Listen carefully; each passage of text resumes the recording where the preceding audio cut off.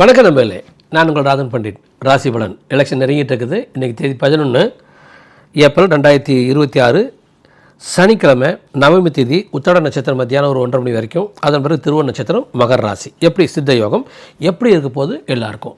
நீங்கள் மேசராசி பொறுத்த வரைக்கும் ஒரு எக்ஸலண்ட் டேன்னு சொல்லலாம். அதே டைமில் அதிகமாக டைம் எடுத்துக்கலாம், செலவாகலாம். காரணம் சூரியன் சாரங்கிறனால, ஈவன் சந்திரன் சாரம் கூட. ரிஷபராசி பொறுத்த வரைக்கும் அறிவும் திறமையும் வெற்றி, தொழில் லாபம், தொழில் வெற்றி. மிதுன ராசி பொறுத்த வரைக்கும் சந்திராஷ்டமம், ஆனால் டயர்டோடு நீங்கள் பிஸ்னஸ் நீங்கள் பண்ணிக்கலாம்.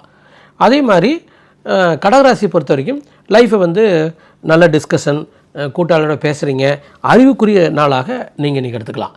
சிம்மராசி பொறுத்த வரைக்கும் தடைகளை உடைச்சிட்டு வெளியே ஜெயிக்கிறக்குரிய ஒரு நாள். கன்னிராசி பொறுத்த வரைக்கும் மிக இன்பகரமான, வெற்றிகரமான, லாபகரமான ஒரு நாள்.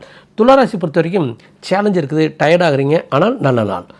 விருச்சிகராசி பொறுத்த வரைக்கும் கண்டிப்பாக த சேம் சேலஞ்ச் இருக்குது, டயர்டாகிறீங்க, ஆனால் எக்ஸலண்ட்டாக நீங்கள் ஜெயிக்கிறீங்க. துளாராசியை பொறுத்த வரைக்கும் தனுராசியை பொறுத்த வரைக்கும் குடும்ப விருத்தி, வெற்றி அழகாக இருக்குது. ஆனால் அதே டைமில் உடல்நலக் கோளாறு, சின்னதாக தலைவலிக்கிறக்கோ டயர்டாக இருக்கோ வாய்ப்பு இருக்குது. மகராசிக்கும் கிட்டத்தட்ட அதே தான், வெற்றிகரமான ஒரு நாள், ஆனால் ஃபிசிக்கலி லைட்டாக வீக்காக இருக்குது, வாய்ப்பு இருக்குது. கும்பராசியை பொறுத்த வரைக்கும் செலவு அதிகமாகலாம், டைம் அதிகமாகலாம், ஆனால் கண்டிப்பாக நீங்கள் ஜெயிக்கிறீங்க. மீனராசியை பொறுத்த வரைக்கும் என்டையர் டே இது லாபஸ்தானத்தில் சந்திரன் தொட்டதெல்லாம் தொடங்குது. என்ன முயற்சி எடுத்தாலும் நடக்கலாம். ஃபைன் நம்பளே, இப்போ நம்ம சித்தாந்தத்துக்கு வரப்போகிறோம்.